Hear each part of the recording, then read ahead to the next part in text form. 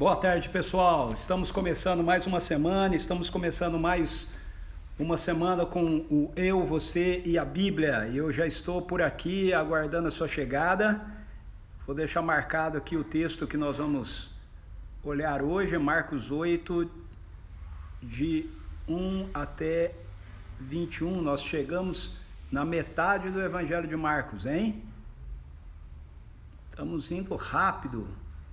Então, estou por aqui aguardando você chegar. À medida que você for chegando, eu vou dando um oi aí para a turma. Estamos iniciando a semana. Vamos iniciar com um tempo aqui juntos de oração, ok? Então, vai chegando por aí. Estou te aguardando. Final de semana maravilhoso.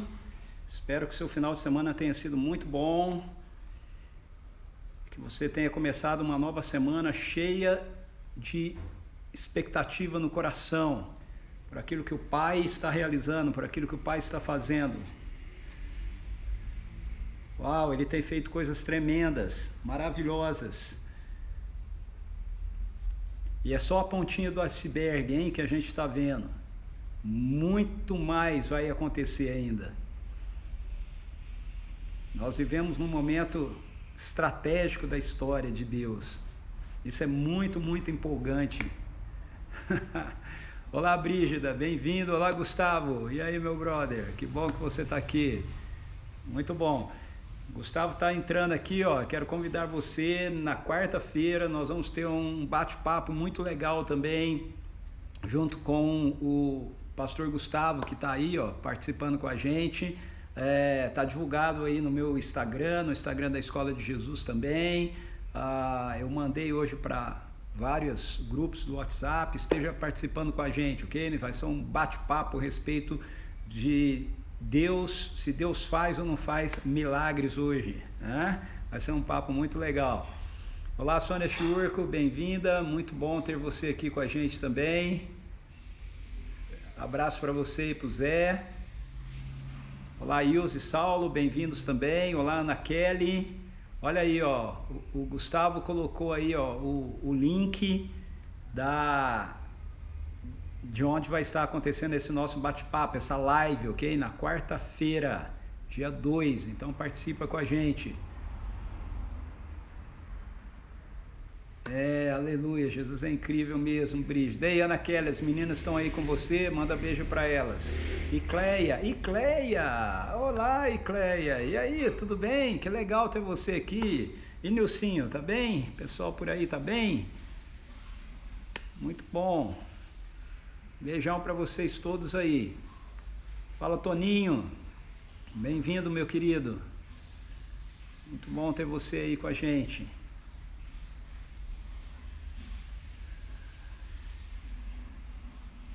Que bom, Icleia, que bom.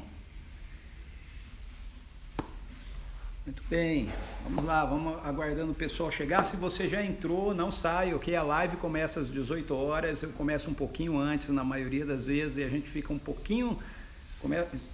Eu entro um pouquinho antes e a gente começa a live um pouquinho depois das 18, tá bom? Enquanto a gente vai esperando o pessoal...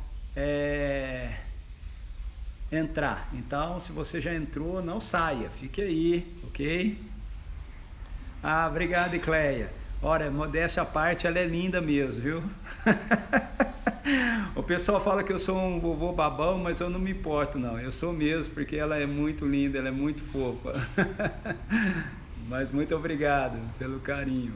Aí, ó, Gustavo corrigiu o link aí, ó. Esse é o link onde vai acontecer a palestra na quarta-feira. Quarta dose dupla, então, hein? Tem o Eu, Você e a Bíblia, que é às 18, e depois nós temos essa palestra aí, que é às 20 horas, né, Gustavo? Acho que é isso, né? Fala, Arnaldo, bem-vindo. Olá, Gralucena, bem-vinda também.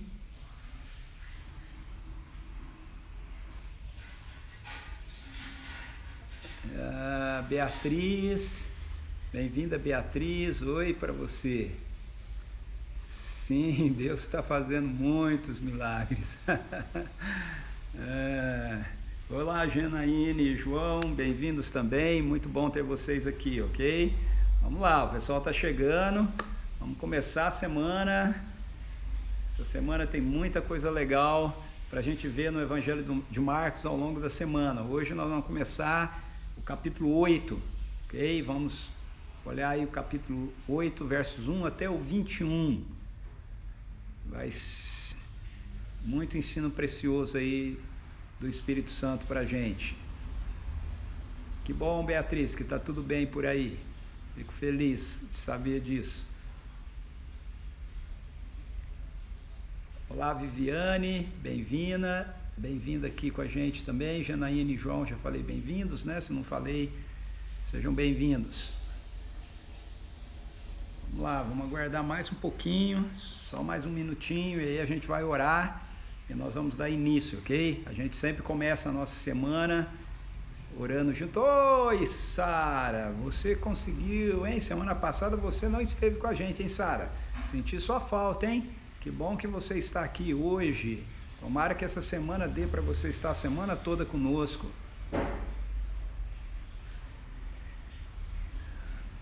Ontem nós tivemos uma palestra muito legal também, à noite, ok? Pelo canal da Comunidade Presbiteriana Vinhedo, igreja que eu pastoreio, com o Dr. Carlos Costa. Foi uma palestra sobre como manter a saúde emocional em tempos como esse que nós estamos vivendo, né? Em tempos de isolamento, de pandemia, ok?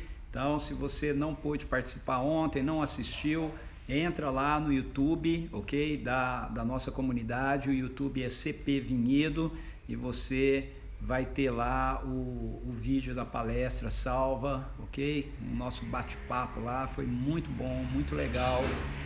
Nós temos lá também toda a série que eu fiz esse mês aqui a respeito de Apocalipse. Muitas pessoas falaram comigo que nunca tinham visto o Apocalipse da maneira que eu demonstrei. Toda a minha leitura das Escrituras sempre passam por essa perspectiva da teologia do reino, né? Então dá uma olhadinha lá também nos vídeos sobre Apocalipse, acho que você vai gostar também, ok? Vamos ver quem mais entrou por aqui. Ah, que bom, Sara. Olha lá, hein? Vou cobrar promessa, hein? Olá, Cristina, bem-vinda. Pastor Charles, bem-vindo aqui com a gente também. Oi, Márcia, Amaral, chegando aqui, Oswaldo. Legal ter você aqui com a gente. Ok, vamos orar. Depois eu cumprimento mais alguém aí que tem entrado depois que eu já estava orando. Ah, o Fábio. Olá, Fábio. Beleza, cara? Não está só a Márcia hoje aqui, o Fábio está com a gente também. Vamos orar. Pai, em nome de Jesus eu quero te agradecer pelo final de semana que nós tivemos, pelo nova semana que estamos tendo, início dessa nova semana. Muito obrigado. Obrigado pelo teu amor, obrigado, Senhor, pelo teu sustento, obrigado pela tua bondade. A tua palavra nos diz e nos revela que a tua bondade nos conduz, Senhor, ao arrependimento. Nós te bendizemos por isso, Senhor. Nós te bendizemos, Jesus, porque o Senhor começou uma boa obra em nós e ela vai ser completada. Nós te agradecemos porque sabemos que o desejo do teu coração é ver, ó Deus, cada pessoa do mundo rendida ao governo amoroso de Jesus, cada pessoa acolhendo a sua oferta de perdão, de graça, de restauração, e experimentando e vivendo a partir de agora as realidades do teu reino, que o Senhor compartilha conosco por intermédio da presença do teu Espírito, Senhor. Espírito Santo, nós pedimos que o Senhor se mova com teu poder e com a tua autoridade em nossas vidas e através de nossas vidas. Nós queremos cooperar com aquilo que o Senhor está fazendo. Nós oramos por um poderoso avivamento do Senhor sobre toda a face da terra, que toda a terra seja coberta pela glória do Senhor. Nós pedimos um mover do Senhor de despertamento espiritual para a vida da tua igreja, para a vida do teu povo. Nós rogamos em nome de Jesus que o Senhor nos leve como povo do Senhor a olhar para o teu reino como a pérola de maior valor, como aquilo que nós temos de mais precioso que nos foi ofertado e oferecido por Jesus. Não apenas a garantia de uma morte onde nós vamos viver no céu, isso é muito bom, mas a experiência com a realidade do céu já presente na nossa vida, a partir daqui e do agora. Senhor, revela a nós a dimensão maior do teu amor, aprofunda-nos no teu amor, leva-nos a conhecer de forma mais intensa, de forma mais íntima, a realidade da profundidade, da largura, da altura, Senhor, da extensão do teu amor, de participarmos da vida ressurreta de Jesus que está em nós, vermos a manifestação dela através das nossas vidas. Nós oramos, Senhor, que tu nos use e que o Senhor se mova através de nós. Queremos ser conduzidos a um nível de intimidade contigo, Senhor, aonde nós possamos então simplesmente andar na certeza de que a presença do Senhor estará fluindo de nós, aonde quer que nós cheguemos, que a realidade do teu reino chegue ali conosco, Senhor. Nós oramos, nós te agradecemos pelos milagres que o Senhor tem feito. Nós temos visto tantos milagres, tantas curas, tantas libertações, tantas salvações acontecendo. Louvado seja o Senhor. Nós oramos agora, Senhor, pela geração dos nossos filhos, ó Pai. Obrigado, porque os nossos filhos, ó Deus, têm tido a nossa relação, o teto da nossa relação com o Senhor como o chão deles. Eu oro, Senhor, para que eles possam, Senhor amado, dar o teto deles como chão para a próxima geração, e que assim seja um avanço de glória em glória cada vez maior, Senhor, que nada no teu reino volta para trás. Nós não queremos voltar para trás, nós queremos ir adiante, Senhor,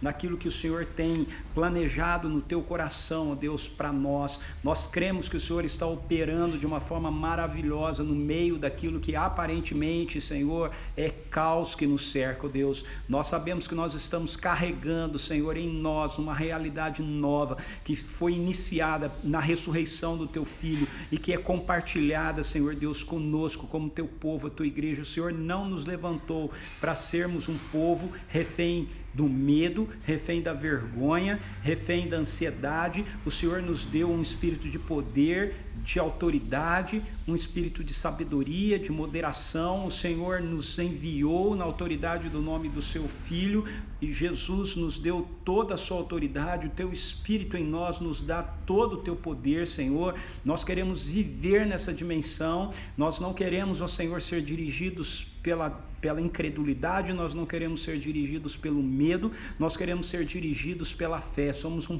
povo de fé, Senhor.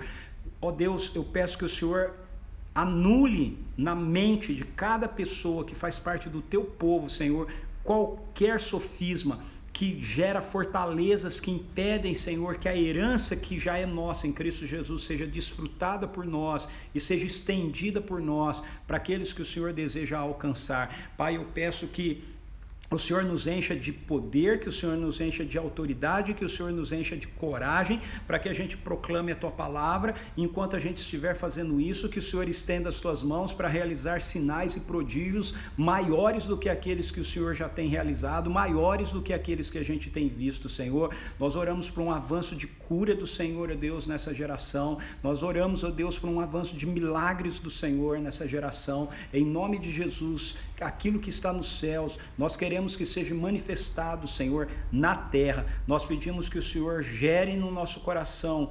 um dilatar de generosidade da nossa parte, Senhor, para que nós possamos expressar a realidade da Tua bondade, do Teu amor, ó Deus, em todas as dimensões, ó Senhor, da nossa vida. Nós oramos, ó Deus, para aquelas pessoas que estão enfrentando nesse momento lutas, ó Senhor, com a enfermidade gerada por esse vírus. Nós amaldiçoamos esse vírus agora, que ele morra na autoridade do nome de Jesus, que ele perca a sua força em nome de Jesus, que a gente tenha, Senhor, um número cada vez maior de cura, ó Deus amado, acontecendo na vida das pessoas, de anticorpos sendo gerados na vida das pessoas, ó Deus amado, para que esse vírus, ó Deus, possa ser combatido. Nós pedimos por discernimento e sabedoria do Senhor para aqueles que estão trabalhando no desenvolvimento de uma vacina, Senhor, para que ela seja desenvolvida e ela seja bem sucedida. Mas acima de tudo, Senhor, nós oramos, ó Deus, para que aqueles que fazem parte do Teu povo, aqueles que compõem a Tua igreja, Senhor, a gente possa se lembrar que nós devemos andar assim como Jesus andou. Ele não andou em medo, Ele não andou em desobediência, Ele não andou em ansiedade, Ele andou, Senhor, por toda parte fazendo bem, Ele andou, Senhor, destruindo as obras do diabo, Ele andou, Senhor, em obediência plena à Tua vontade, ao Teu coração. Nós pedimos que assim nós também possamos andar, ó Deus, para a honra e glória do Teu nome, ó Deus. Visita, Espírito Santo de Deus, a Tua igreja, visita o Teu povo, Senhor. Desperta, Senhor Deus, em nome de Jesus, envia fogo do Senhor, ó Deus, sobre a Tua igreja, sobre o Teu povo, que a nossa vida seja uma vida de sacrifício vivo, santo e agradável, colocado no Teu altar, porque aonde está o sacrifício, aí o Senhor envia fogo dos céus, ó Deus, e é isso que nós queremos experimentar, ó Pai amado, na nossa vida, em nome de Jesus. Nós queremos responder a essa realidade toda que está ao nosso redor, com uma postura, Senhor, que expresse a realidade de que o Rei Jesus, o reino que o Senhor trouxe, é a nossa realidade, é o nosso ambiente, e é a partir dele que nós vivemos, é a partir dele que nós nos movemos, é a partir dele que nós realizamos o que nós precisamos realizar para a honra e glória do Teu nome, Pai. Em nome de Jesus, nós oramos e nós pedimos, Espírito Santo, que o Senhor, que revelou, inspirou a Tua palavra, que ficou escrita, que está nas nossas mãos, revele agora dela, Senhor, para a nossa mente e para o nosso coração também, em nome de Jesus, amém, Senhor. Amém. Ok, deixa eu ver quem entrou por aqui, enquanto eu estava orando, para eu poder cumprimentar. O último que acho que eu cumprimentei foi o Oswaldo, né? Ah não, foi o Fábio Amaral, ok. Fala Marcos Miraca, lá de João Pessoa com a gente, a Norma também com a gente, muito bem-vindos, ok. Olá, Ana Souza, bem-vinda também. Oi, Cristina, Valéria, Ruth, muito bom. Oi, amor, meu amor entrou aqui também, tá por aqui.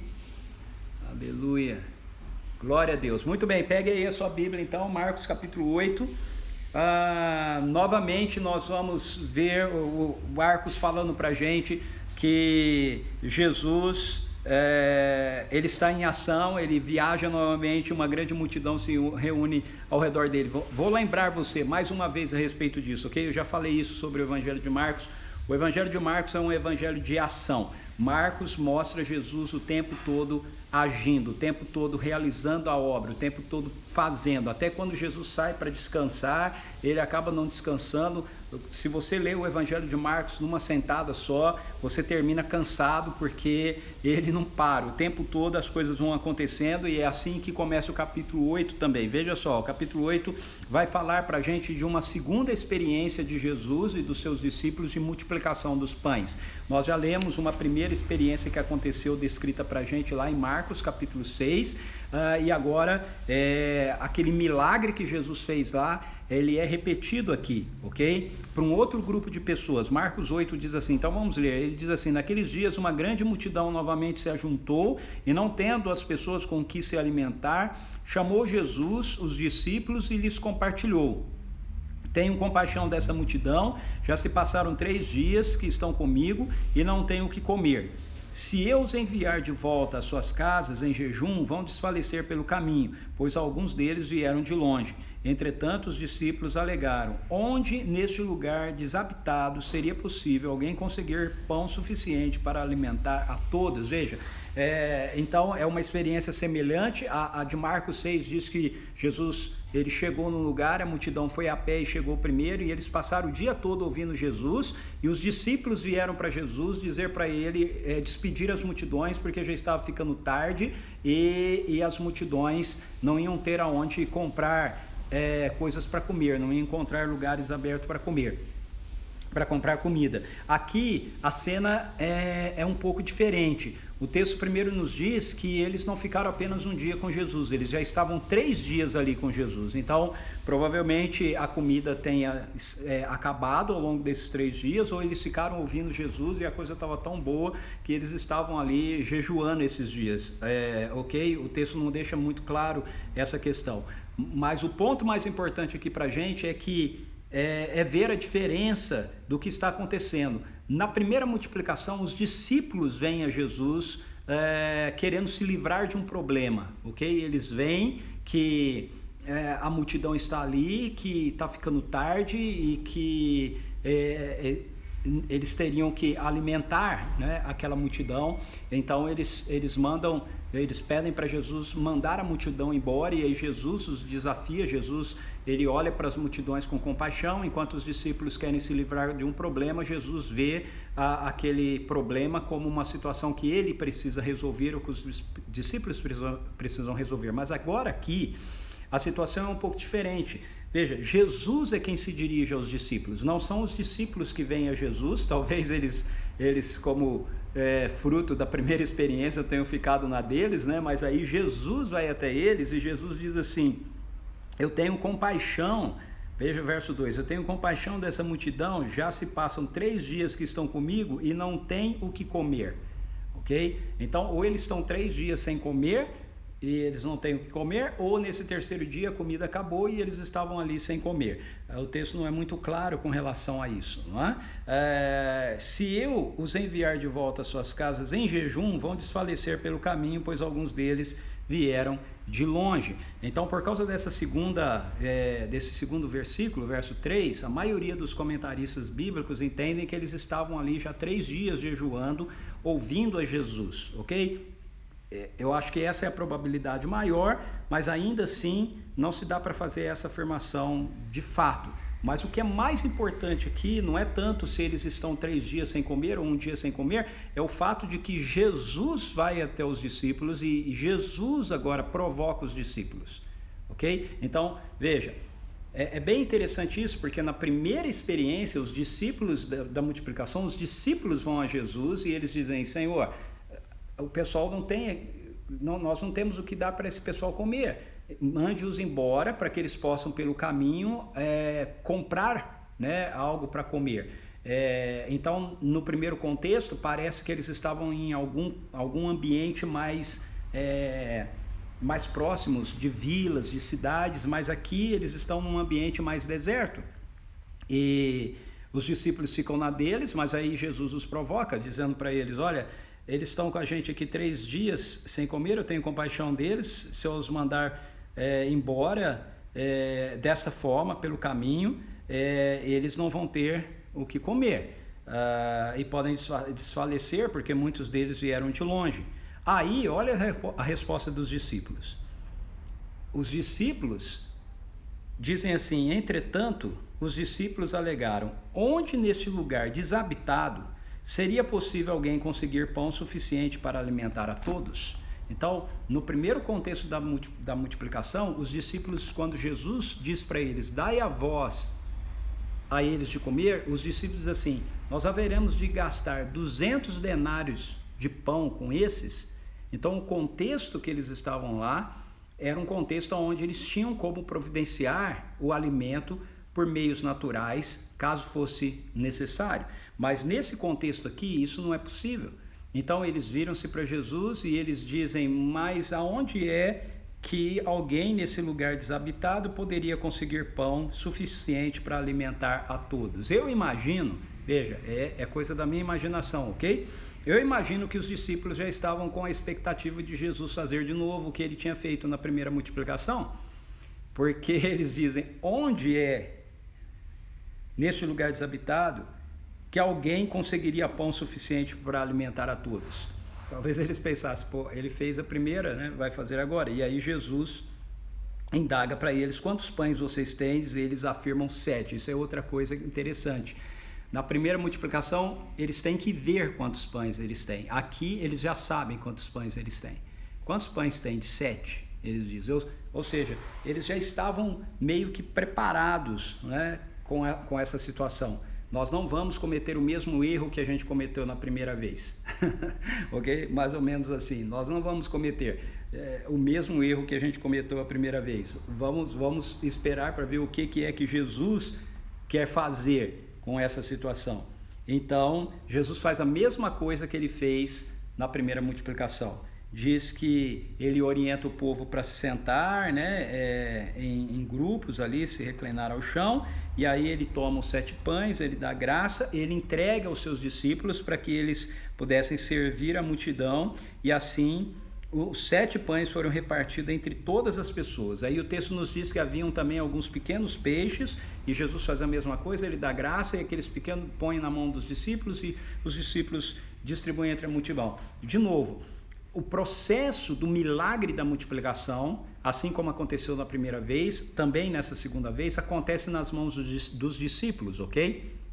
Não acontece nas mãos de Jesus. Jesus dá graça, ele coloca os pedaços dos 7 pães, parte ali entre os 12, manda entregar, e à medida que eles vão entregando, o pão vai aumentando ao invés de diminuir. A mesma coisa acontece com os peixes. O texto diz que todos eles são alimentados, cerca de 4.000 homens, ok? Sem contar as mulheres e as crianças, e que eles ainda recolhem 7 cestos cheios de pães. E aí então, depois disso, Jesus entra no barco, e Jesus parte com os seus discípulos. Então, essa segunda multiplicação dos pães, ela nos mostra essa ênfase de Jesus com a compaixão dele para com as pessoas, e ela nos mostra Jesus desafiando os discípulos a se posicionarem de uma maneira que eles possam responder à necessidade daquela multidão. E os discípulos tendo uma atitude diferente da primeira. A primeira, os discípulos querem se livrar. A segunda, eles não sabem bem como eles podem fazer, mas eles já têm uma outra postura. Eles dizem, aonde é que alguém poderia conseguir pão para alimentar todas essas pessoas, ok? Então eles têm uma postura que é uma postura que pelo menos se apresenta mais alinhada com a compaixão de Jesus aqui, em relação àquela primeira situação da multiplicação dos pães. E novamente os discípulos, eles veem o mesmo milagre acontecendo. Na primeira vez eles recolheram 12 cestos cheios, agora eles de sobras, né, de pão e peixes, agora eles recolhem 7 cestos cheios, ok? Então, o mesmo princípio que a gente aprende na primeira multiplicação, a gente aprende nessa multiplicação. Quando a gente pega o recurso que a gente tem, ele pode ser pouco, mas quando a gente pega o que a gente tem e a gente coloca nas mãos de Jesus, a gente disponibiliza para ele, a gente disponibiliza para Deus, ok? Multidões podem ser abençoadas, não apenas nós, mas as pessoas em geral são abençoadas, ok? Porque Jesus olha para as pessoas com compaixão, e quando nós disponibilizamos o que nós temos para Deus, nós sempre além daquilo que nós disponibilizamos ser usado para abençoar os outros, nós sempre temos uma abundância, ok? Da bênção de Deus sobre a nossa própria vida. Na primeira multiplicação, eles recolheram ainda 12 cestos cheios, na segunda multiplicação, eles recolheram 7 cestos cheios. Então a gente não deve ter medo de doar a Deus, colocar nas mãos dele, seja o que for que a gente tenha, a vida dos nossos filhos, o nosso trabalho, o nosso tempo, os recursos financeiros que temos, a nossa criatividade, seja o que for, quando a gente coloca nas mãos de Deus, para que ele possa usar isso com a compaixão dele para abençoar a vida de pessoas,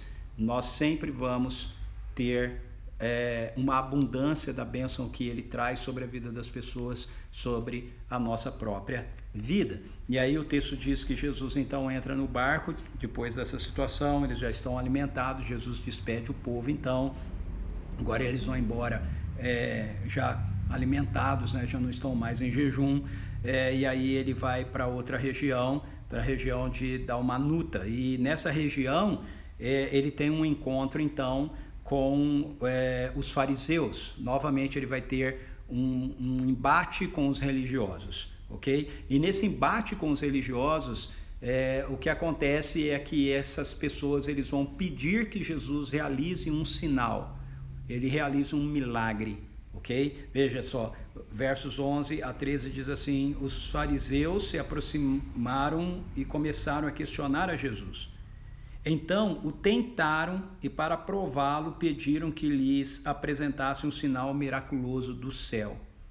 No entanto, Jesus suspirou profundamente e lhe afirmou: por que pede essa geração um sinal dos céus? Com certeza vos asseguro que para essa geração não haverá sinal algum. E deixando-os, voltou a embarcar e rumou para o outro lado. Então, os fariseus, eles não acreditavam que Jesus era o Messias, e eles estavam sempre contendendo com Jesus. E aqui a situação diz que eles estavam discutindo com Jesus e certamente eles não estavam conseguindo vencer Jesus, né, com os argumentos deles. E aí eles viram-se para Jesus então, e o texto diz que eles o tentam. Veja, essa é a mesma palavra, a mesma expressão que aparece quando Jesus está no deserto e ele é tentado por Satanás, em Mateus 4, em Lucas 4, ok? Marcos, ele é bem resumido essa parte, mas a gente tem a descrição dessa tentação em Marcos, em Mateus, em Lucas. Ou seja, eles estão pedindo um sinal para que aquilo sirva de comprovação para Jesus, né? De quem Jesus está dizendo que ele é. Isso é a mesma coisa que Satanás disse para Jesus no deserto: transforme essas pedras em pães. Se você é filho de Deus, transforme essas pedras em pães. Então, Satanás continua tentando Jesus, ele continua fazendo isso, ele faz isso através das pessoas, ok? Através de outras situações, mas ele continua nesse ataque a Jesus. E agora esses homens religiosos estão fazendo isso, eles estão sendo instrumentos nas mãos de Satanás para continuar tentando Jesus. Se você é mesmo o Messias, então mostre isso, faça um sinal que comprove para você, que comprove para nós que você é o Messias. E aí Jesus, ele se recusa, ok, a fazer isso, porque já falamos isso aqui algumas vezes, né? Porque Jesus, ele não usa os sinais dele, os milagres não são para dar visibilidade para Jesus, ok? E assim como os sinais e os milagres não são para dar visibilidade a Jesus, os sinais e os milagres não são para dar visibilidade a nós também. O Espírito Santo opera através da nossa vida com poder, ele opera através das nossas vidas fazendo milagres, sinais, curas e tudo mais, mas ele não faz isso para dar visibilidade para a gente, ele não faz isso para que a gente prove para as pessoas que realmente nós somos discípulos de Jesus ou seguidores de Jesus, ok? Jesus sempre é movido pela compaixão. Quando ele realiza milagres, quando ele realiza curas, quando ele realiza os sinais e as maravilhas do reino, ele faz isso movido pela compaixão, movido pela missão, não para validar quem ele é, não para mostrar para os outros que quem ele diz ser é de fato quem ele diz ser, ok? Se fosse assim, então ele não teria nenhum problema de fazer um sinal nos céus, ok? Para comprovar que ele era o Messias.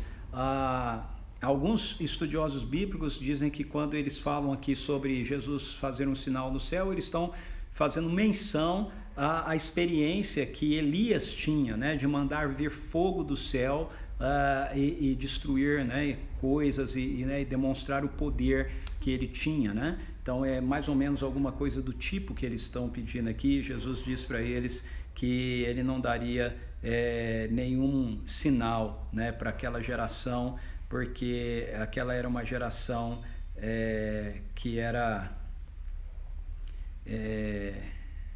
uma geração de coração duro, né? Essa geração aqui que ele está falando se refere àquele grupo, ok? Aquele grupo de seguidores, aquele grupo de discípulos. Veja, eles estão tentando Jesus, eles estão pedindo para prová-lo, né?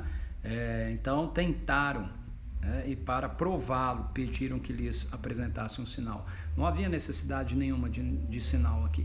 É bem diferente de quando você tem uma necessidade, como aquelas pessoas anteriormente tinham a necessidade de alimento e Jesus multiplicou os pães, ou uma pessoa tem a necessidade de ser curada e a pessoa é curada. Então, né, o que eles estão dizendo então se é assim, se você é o Messias, então faz aqui um sinal para que a gente possa ver, ok? Que o Senhor é o Messias. E Jesus se recusa a isso, Jesus se recusou a isso lá, Jesus se recusa a isso hoje aqui também.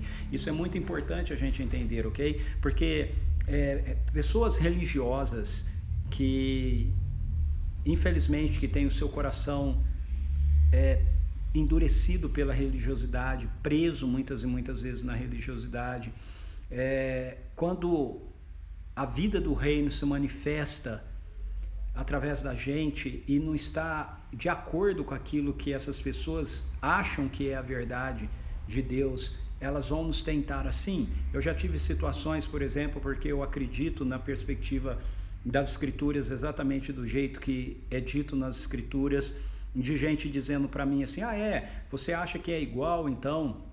Porque eu cito, por exemplo, nós vamos chegar lá ainda, Marcos 16:15, né, em diante, que Jesus diz, esses sinais acompanharão aqueles que crerem, em meu nome curarão os enfermos, imporão as mãos sobre os enfermos, eles serão curados, pisarão em serpentes, né, e nada lhes fará mal, beberão venenos e não morrem. Eu já ouvi gente dizendo para mim, se é assim, então por que você não bebe veneno? Veja, isso é uma tentação, ok? Eu não bebo veneno porque isso é uma estupidez, porque não é isso que Jesus está dizendo ali. Isso é pedir um sinal para provar, ok? Eu não vou beber um copo de veneno para provar para os outros, olha, eu vou beber esse copo de veneno para provar para você que nada vai acontecer comigo, porque não é isso que Deus mandou a gente fazer. Eu não posso ceder a essa tentação, entende? Não, a gente que pede isso, problema deles, vão ficar sem ver nada. Eu já ouvi gente dizendo para mim, Deus cura hoje, então por que você não cura essa pessoa que está aqui? Por que você... Veja, porque se eu for querer curar uma pessoa que está ali para provar para as pessoas, para aqueles que não acreditam que Deus realmente faz isso e Ele faz através de mim, eu estou cedendo a essa tentação. Então não é esse o caminho dos sinais e maravilhas, não é esse o caminho das manifestações do reino. Jesus, que é o Deus encarnado, o Filho de Deus que se fez homem, não aceitou esse tipo de provocação. Eu não vou aceitar e você não deve aceitar também esse tipo de provocação, jamais. Ok? Jamais. E aí o que acontece em seguida? Em seguida Jesus se dirige então aos seus seguidores, ele se dirige aos seus discípulos para falar justamente a respeito dessa postura dos fariseus, dessa postura dos religiosos que estão aqui apresentando, né, se impondo sobre Jesus. O versos 14 até o 21 diz assim, aconteceu que os discípulos se esqueceram de levar... o verso 13 diz que depois dessa discussão, que ele disse que não ia fazer nenhum sinal para eles, porque na verdade não havia necessidade, eles queriam um sinal só para provar para eles, né, para satisfazê-los, e Jesus se recusa a isso. Aí o texto diz que deixando, ele voltou a embarcar e rumou para o outro lado. Então enquanto eles estão atravessando o mar novamente da Galileia, o lago de Genezaré, né? O texto diz assim, aconteceu que os discípulos se esqueceram de levar pães e no barco tinham consigo apenas um único pão. É interessante isso, né? Porque eles tinham recolhido 7 cestos de pães, ok? E agora eles vão para um lado, vai para o outro. Provavelmente quando eles chegaram do outro lado, eles tiraram todos os cestos de pães e tudo mais. Eu não sei por que eles esqueceram os cestos de pães, por que eles esqueceram de levar os pães, mas o texto diz pra gente que eles esqueceram de levar pão e eles tinham um único pão, ok? Então, na primeira multiplicação, 5 pães e 2 peixes, na segunda multiplicação, 7 pães e alguns peixinhos, e agora eles têm um pão. E Jesus, então, passou a recomendar a eles, cuidado, guardai-vos do fermento dos fariseus e do fermento de Herodes. E eles, porém, especulavam entre si, argumentando, é porque não trouxemos pão. Então veja, Jesus está no barco com eles e ele só tem um pão, e aí Jesus quer ensiná-los a respeito de como eles deveriam ter cuidado, como eles deveriam ter prudência com o tipo de coisa que os fariseus fizeram com ele. O tipo de postura que os fariseus tiveram com ele. Essa postura de quererem pedir sinais, de quererem pedir manifestações, milagres, serem feitos pelos discípulos como uma prova de que eles, de fato, seriam seguidores do Messias. Jesus diz, olha, tome cuidado, sejam prudentes com o fermento dos fariseus e o fermento de Herodes. O fermento dos fariseus é a religiosidade. O fermento de Herodes é a política, ok? Herodes era um rei, ele estava interessado apenas nas questões políticas. Então, Jesus está usando aqui uma parábola ou uma metáfora. O fermento é o ensino, o fermento aqui é a motivação. Então Jesus está dizendo, tome cuidado com o ensino, com a motivação, dos fariseus e tome cuidado com a motivação, o ensino de Herodes. Tome cuidado com o sistema de valores dos fariseus, da religião, da religiosidade. Tome cuidado com o sistema de valores da política. Gente, isso nunca foi tão valioso, tão importante como é para nós hoje. Tem muitos líderes, muitos irmãos queridos em Cristo e muitos líderes, pastores, que estão se perdendo com o fermento de Herodes hoje em dia, por exemplo. Eles estão sendo dominados por uma ideologia política, seja de direita, seja de esquerda, achando que a coisa mais importante em relação ao evangelho é atrelar o evangelho a uma ideologia política, seja de direita, seja de esquerda, não importa. Veja, o reino de Deus não tem nada a ver com a política humana. Se nós temos cristãos na política, se nós temos cristãos na política, e devemos ter, os cristãos na política, eles devem influenciar o seu meio com os valores do reino de Deus. Mas não é uma ideologia de esquerda, ou uma ideologia de direita, ou qualquer outra ideologia política que carrega o reino de Deus, que representa o reino de Deus. Cuidado com o fermento de Herodes.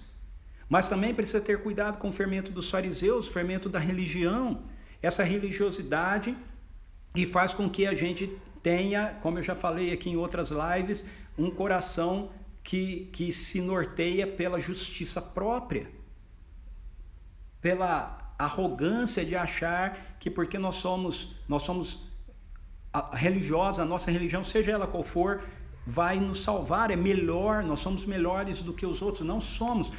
Jesus veio para buscar aquele que estava perdido. Jesus veio ao encontro daquele que precisa de médico. Jesus diz: os sãos não precisam de médicos, os enfermos precisam de médicos. Ou seja, uma pessoa como um fariseu, que era uma pessoa arrogante, que ele achava que a justiça própria dele, a religiosidade própria dele, os feitos dele o fariam ser aceitável diante de Deus, não estava aberto para receber aquilo que Jesus tinha para oferecer para ele. E hoje em dia isso não mudou.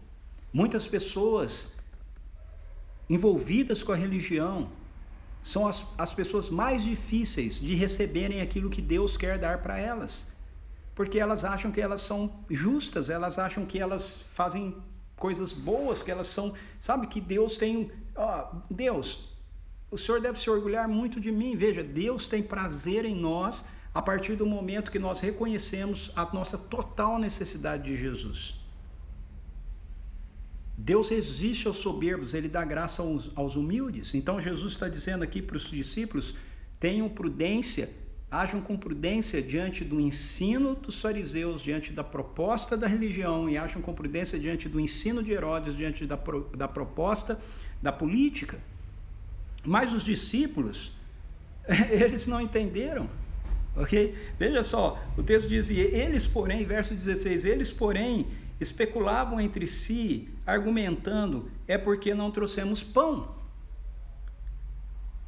E aí, os versos 17 em diante, Jesus vai arguí-los, e esse argumento de Jesus, essa correção de Jesus, nos ensina algo muito precioso sobre os milagres, ok? Veja só, diz assim: ao notar a discussão, Jesus questionou: por que discorreis sobre o não terdes pão? Até agora não considerastes, nem ainda compreendestes? Permaneceis com o coração petrificado? Lembram-se que quem está acompanhando aqui, né, o estudo, né, do Eu, Você e a Bíblia, né, de todos os capítulos, você que não acompanhou, procura aí a live, né, que eu trato disso. Lembre-se que na primeira multiplicação dos pães, depois da multiplicação, os discípulos, eles têm dificuldade de lidar com a questão da tempestade, porque o texto nos diz que eles estavam atônitos, aterrorizados, porque eles não haviam compreendido o milagre dos pães, o milagre da multiplicação. Eles não haviam compreendido isso. Isso está no capítulo, veja, A multiplicação dos pães acontece no capítulo 6, ok? E aí depois no capítulo 6, um pouco mais para frente, tem a cena de Jesus andando sobre as águas e eles ficam aterrorizados. E o texto no capítulo 6, verso 52 diz assim: afinal eles não tinham entendido o milagre dos pães, porque o seu coração se mantinha endurecido. Eles não tinham compreendido o milagre dos pães. Eles tinham visto a multiplicação dos pães acontecer e eles não tinham entendido o que tinha acontecido. Eu imagino eles ficarem discutindo, mas escuta, eu tinha só um pedaço de pão, como é que é isso? A gente tinha 5 pães, 2 peixes, como é que todo mundo comeu? O que aconteceu ali? Eles não tinham entendido aquilo. E agora aconteceu outra multiplicação dos pães e eles estão no barco com um pão e Jesus fala para eles tomarem cuidado com o fermento de Herodes e o fermento dos fariseus, e eles começam a discutir que é porque eles não tinham pão. E aí Jesus fala: ei, caras, qual é a de vocês? Vocês ainda não entenderam nada? Quando eu alimentei os 5.000, quantos pães vocês tinham? Quando eu alimentei os 4.000, quantos pães vocês tinham? E eles respondem, né? Isso. Eles respondem para ele quantos pães eles tinham. Jesus diz: vocês têm ouvidos para ouvir e vocês não escutam, vocês têm olhos para ver e vocês não veem ainda. Vocês não compreendem. Veja o que eu quero destacar aqui. Nós precisamos aprender com os milagres. Nós precisamos aprender com os milagres. Os milagres de Jesus também trazem ensino para a gente. Os milagres não são situações que a gente experimenta e vive, interferências de Deus nas nossas circunstâncias e situações para que a gente viva aquele momento e depois a gente deixe para trás, a gente esqueça. Não! Toda vez que nós temos uma experiência com o poder de Deus, com a cura, com multiplicação de pães, seja com o que milagre for, a gente precisa aprender com aquilo. Aprender com aquele milagre. Quando a gente não aprende com os milagres, o nosso coração vai ficando endurecido pela incredulidade. Veja, Jesus diz para eles: vocês estão discutindo um negócio que não tem nada a ver, o coração de vocês ainda está petrificado. Vocês ainda não percebem? Há suprimento. Então, o que eles tinham que ter aprendido com o milagre dos pães? Que há suprimento no reino de Deus. A gente só precisa acessar quando é necessário, a gente acessa e isso vai vir. Mas eles não tinham aprendido a respeito disso, eles estavam preocupados porque eles tinham um pão. E não conseguiam entender o ensino de Jesus, então, a respeito da prudência que eles tinham que ter com o estilo de vida dos fariseus, as propostas dos fariseus, o estilo de vida de Herodes e as propostas de Herodes. E Jesus, o texto termina com Jesus dizendo: então ainda não compreendeis? Ou seja, os milagres precisam nos ensinar. Os milagres de Jesus nas Escrituras e as experiências de milagres que a gente tem, ok? Precisam nos ensinar. Eles nos falam a respeito de que o reino de Deus chegou, de que o reino de Deus está aqui, que a bondade de Deus está à nossa disposição, que os recursos do reino estão acessíveis a nós. Nós mantemos vivo o ensino dos milagres com um testemunho, sem deixá-los no passado, para trás.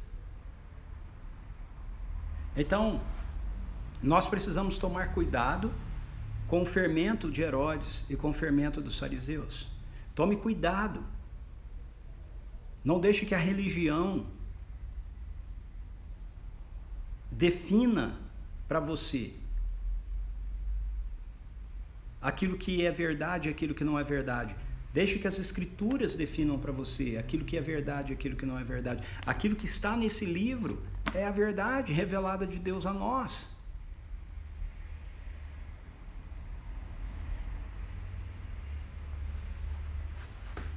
Não é a política que define, não é a religião que define, é o reino de Deus que define.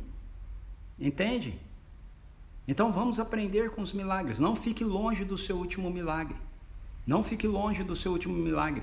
Compartilhe, conte o que Deus fez na sua vida, o que Deus fez por você, o que Deus fez através de você.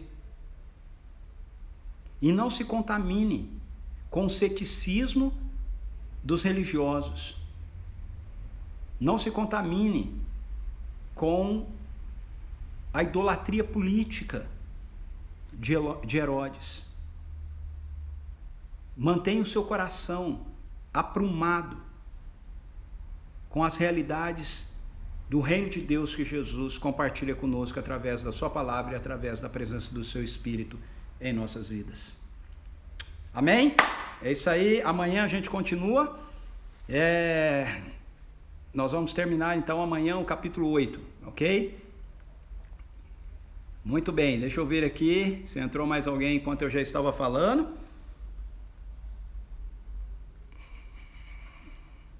Ana Souza, falei. Oi, Ruth, entrou a Ruth aqui. A Dinha também, bem-vinda. Maristela, Débora Gondinho, bem-vinda. Cecília.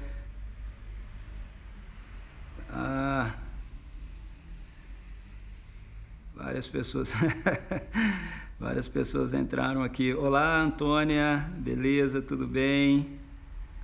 Fabiane também, Ana Rios, bem-vinda. Aniséia Antunes, bem-vinda, Aniséia, muito bom ter você aqui com a gente, ok? Pois é, Antônia, é lamentável isso, né? Temos que seguir o conselho de Jesus. Olá, Claudinei. Fábio Amode, olha aí, meu brother Fábio, me dando a honra da presença dele. Muito bem. Ok, amém. É isso aí, gente. Então hoje a gente fica por aqui. Amanhã, 6 horas, ok? Essa semana toda é 6 horas, ok? Esquece os 6h30 lá, isso foi só semana passada. Essa semana toda às 18 horas a gente espera você aqui. Eu espero você aqui para a gente dar continuidade. A gente termina amanhã o capítulo 8 de Marcos, ok? E a gente vai seguindo juntos aí. Eu sei que o Espírito Santo tem muito para compartilhar com cada um de nós. Você que esteve na nossa live aqui do Eu, Você e a Bíblia pela primeira vez, muito obrigado pela sua presença. Esteja conosco todas as vezes que você quiser e puder, ok? Vai ser sempre um prazer. Essa live, logo que eu termino, ela fica salva aqui no Instagram da CP Vinhedo, e aí na televisãozinha, né, o IGTV aí, você tem todas as lives que nós fizemos até agora sobre o Eu, Você e a Bíblia. Você tem a oportunidade de assistir todas elas lá à medida que você desejar, ok? Divulgue a nossa live aí para seus amigos, seus contatos, outras pessoas estarem participando aqui com a gente. Beleza? Queridos e queridas, beijo no coração de vocês, bom descanso, vejo você amanhã às 18 horas. Fui!